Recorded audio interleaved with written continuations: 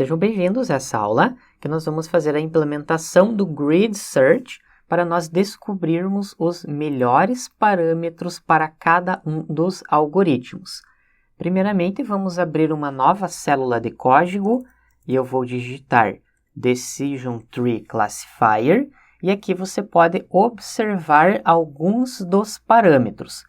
Nós temos o Criterion, que ele é utilizado para calcular qual é o atributo com o maior ganho de informação. Nós vimos nas aulas teóricas o cálculo da entropia, porém é também possível utilizar a impureza de Gini, que é outro tipo de cálculo. Nós também temos esse outro parâmetro, Splitter, que conforme você pode observar, é a estratégia utilizada para escolher as divisões em cada um dos nós, que pode ter esse valor best e também o valor random. Também temos esse outro parâmetro, min sample split, que é o número mínimo de registros requeridos para você quebrar um intervalo da árvore de decisão, para você fazer a divisão se vai para a esquerda ou se vai para a direita. O valor default é igual a 2. Temos também esse outro parâmetro, min samples left, que o valor default é igual a 1, que indica o número mínimo de registros requeridos para um nó ser considerado como um nó folha.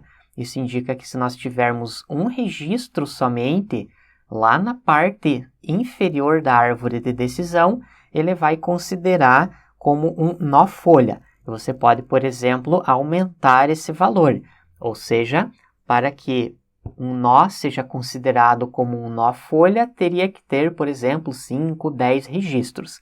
E esses são parâmetros importantes das árvores de decisão, e o que nós podemos fazer é executar vários testes para que o Grid Search consiga identificar quais são os melhores parâmetros. Vamos criar a variável parâmetros, vai estar nesse formato de dicionário. E o primeiro parâmetro que nós vamos testar é o Criterion. Esse nome precisa ser exatamente o mesmo nome que está na documentação. E vamos testar a impureza de Gini e o cálculo da entropia.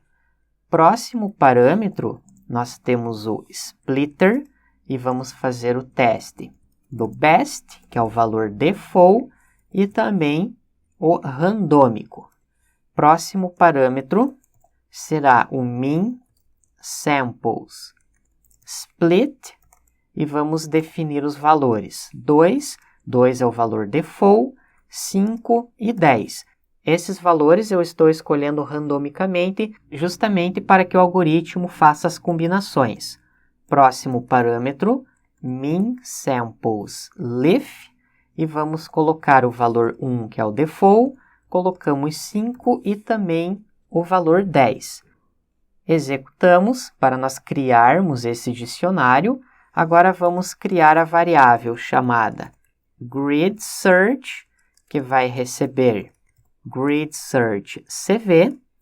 Primeiro parâmetro é o Estimator, qual é o algoritmo que nós vamos fazer os testes. Aqui eu faço a instanciação do Decision Tree Classifier. O segundo parâmetro, paramGrid, recebe parâmetros. Dessa forma, esse Grid Search vai combinar todos com todos. Por exemplo, primeiro ele vai setar o Criterion como a impureza de Gini e vai testar o Gini com o best, Gini com o número 2, Gini com o número 1 e assim por diante. É um algoritmo, de certa forma, demorado e que vai levar bastante tempo para executar, principalmente em bases de dados maiores. Como nós estamos trabalhando com a base de dados do crédito, que tem somente 3 atributos e 2.000 registros, a execução será rápida, porém, vai levar muito tempo caso você faça essa execução utilizando a base de dados do censo. Próximo comando, gridsearch.fit, xcredits e ycredit.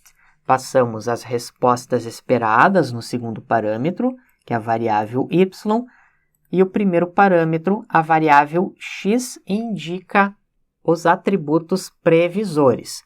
O fit, de fato, vai fazer o treinamento ou o ajuste de todos os parâmetros. Podemos agora criar uma variável melhores parâmetros que recebe o grid search best params e temos também o melhor resultado, qual foi o melhor accuracy obtido, grid search.best score.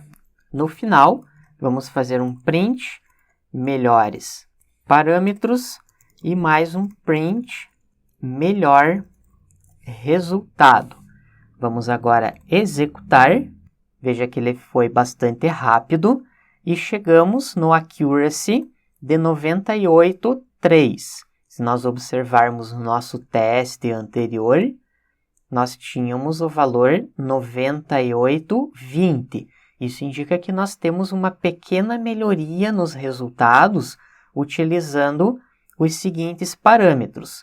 O criterion, ou entropy, que nós já havíamos trabalhado anteriormente. Perceba que o mean samples lift também mantém o valor 1, que é o valor default. O mean samples split foi mudado para o valor 5. Foi feito o teste com 2, que é o valor default, com 5 e com 10. Perceba que na primeira execução que nós havíamos trabalhado lá nas outras aulas, nós utilizamos os parâmetros padrões, ou seja, utilizando esse valor igual a 2. Isso indica que, por meio do tuning, nós descobrimos que o 5 leva a um resultado ligeiramente melhor. Com relação ao splitter, temos o valor best, que também é o valor default. Com isso, nós fechamos essa primeira parte da implementação e na próxima aula vamos fazer o tuning para todos os outros algoritmos. Obrigado e até lá!